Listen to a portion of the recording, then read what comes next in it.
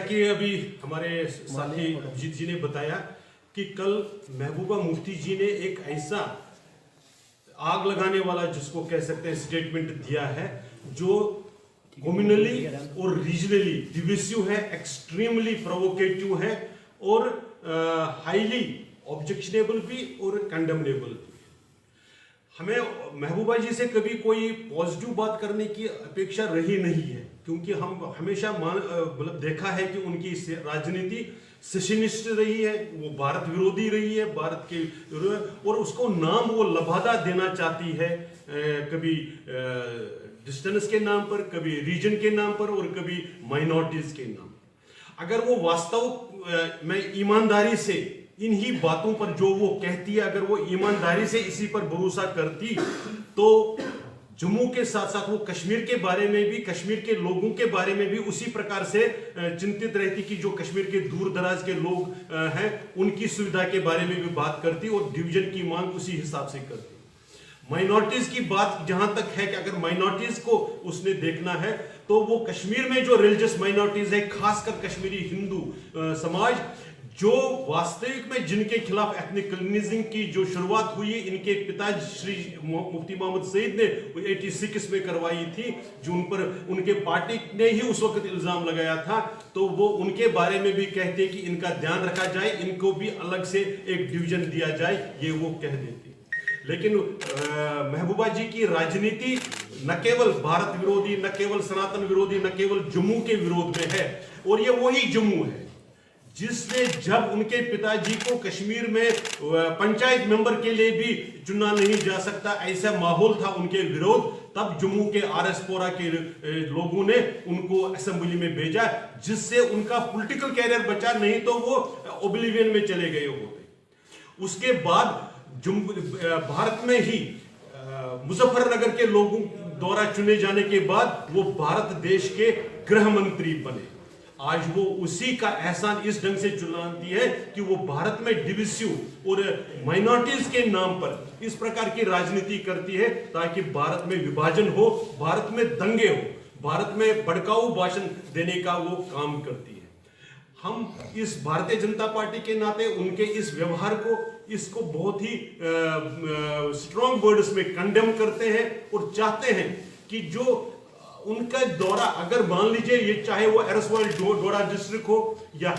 पुंछ और रजौरी का इलाका हो, अगर वहां पर कुछ कम्युनल डिस्टर्बेंसेस होती हैं तो महबूबा जी को उसके लिए सीधे सीधे जिम्मेवार ठहराया जाए। महबूबा जी की राजनीति भारत विरोधी इस ढंग से है कि यह लगता है कि उनको आईएसआई से डिक्टेट्स मिलती है। वो पहली बार ऐसा हुआ है, ऐसा नहीं हुआ, पहले भी हमने देखा हुआ है, चाहे वो उनके द्वारा ड्यूअल करेंसी की बात कही हो, ज्वाइंट कंट्रोल की बात कही गई हो, तो वो कहां से डिक्टेट होकर आता है ये देश जानता है।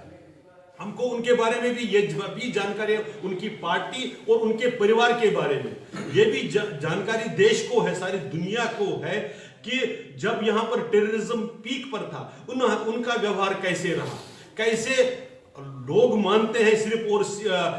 एक्सपर्ट्स ये मानते हैं जानबूझकर किडनैपिंग हुआ करती थी हाई प्रोफाइल लोगों के, और उनके बदले फिर आतंकवादियों को छोड़ा जाता था। लेकिन महबूबा जी को ये याद रखना होगा कि अब वक्त बदला हुआ है। भारतीय जनता पार्टी हिंदू मुस्लिम के नाम पर डिवीजन नहीं होने देगी। भारतीय जनता पार्टी जम्मू कश्मीर को जम्मू एंड कश्मीर नहीं मानती है, न जम्मू कश्मीर को जम्मू अंडर कश्मीर मानती है। भारतीय जनता पार्टी जम्मू कश्मीर को जम्मू कश्मीर मानती है, जिसके लिए दोनों रीजन बराबर है, हर क्षेत्र बराबर है। किसी क्षेत्र के साथ अन्याय नहीं हो सकता है, किसी समुदाय के साथ अन्याय नहीं हो सकता है। भारतीय जनता पार्टी के शासनकाल में ही हर व्यक्ति, हर समुदाय और हर रीजन को बराबर का हक मिला है। आज तक अगर आप देखेंगे, उस पर मेरे साथी अभिजीत जी और फर्दर रोशनी डालेंगे, आज तक खासकर कामराज को जिस तरह से इन श्रीनगर सेंट्रिक पार्टीज ने डिस्क्रिमिनेट किया, उसकी डिस्क्रिमिनेशन को अगर दूर करने का काम किया तो भारतीय जनता पार्टी के शासन में हुआ है। पहली बार अगर कामराज में, नॉर्थ कश्मीर में मेडिकल कॉलेज हुआ तो भारतीय जनता पार्टी के कारण उसके शासनकाल में आया।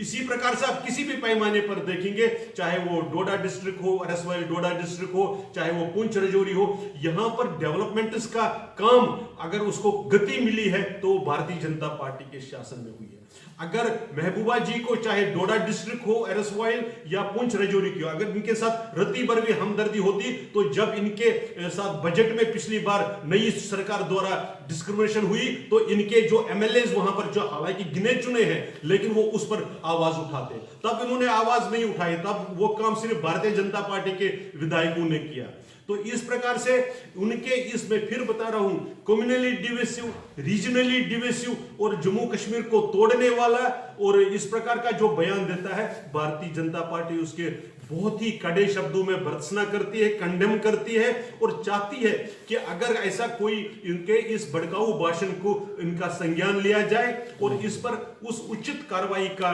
हम मांग करते हैं। मैं अपने साथी डॉक्टर अभिजीत जसरोटिया जी से निवेदन करूंगा कि वो बात को आगे बढ़ाएं। बहुत बहुत धन्यवाद आपका गिरधारीलाल रैना जी।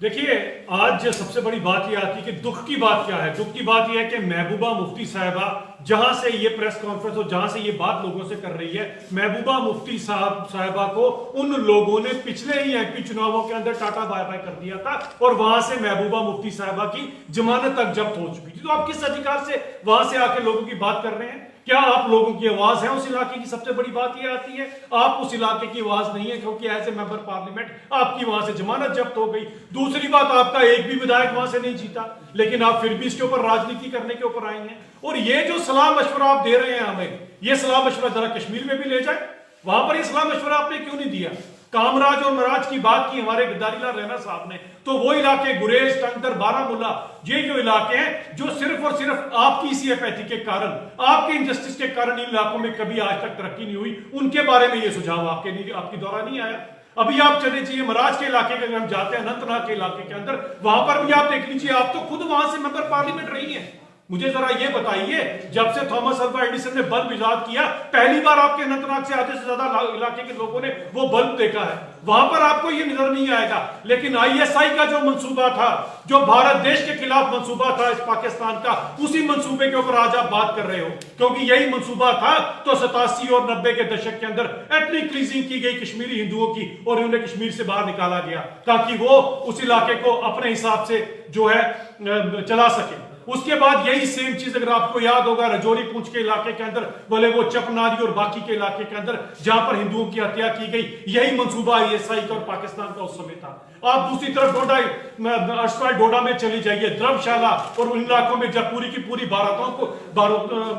को भून दिया जाता था, तब भी आपका यही मंसूबा था। आज आप फिर उसी मंसूबे के ऊपर, उसी पाकिस्तान के, उसी आईएसआई के एजेंडे के ऊपर अगर आप बात कर रहे हैं, तो यह बड़ा दुख की बात है। एक यहां की मुख्यमंत्री होने के, जब आपने यहां पर पदभार संभाला, इसी देश के संविधान की आज आपने कसम खाई है, आज आप फिर से जम्मू कश्मीर को मजहब के नाम के ऊपर, अपनी ओछी राजनीति के नाम के ऊपर बांट रही हैं। और काफी अच्छी बात अगर कही गिरधारीलाल रैना जी ने कि हमें पता है कि क्या क्या खेल हुआ करते थे 87 के बाद, कौन कहां पर किडनैप होता था, उसके बाद किसको छोड़ा जाता था, किसके भतीजे को किडनैप किया गया और 27 टेररिस्ट छोड़ दिए गए, कौन यहां पर था जिसके भाई को यहां पर किडनैप किया गया, उसके बाद 7 टेररिस्ट छोड़े गए। आज आप फिर से उसी मंसूबे के ऊपर काम कर रही हैं।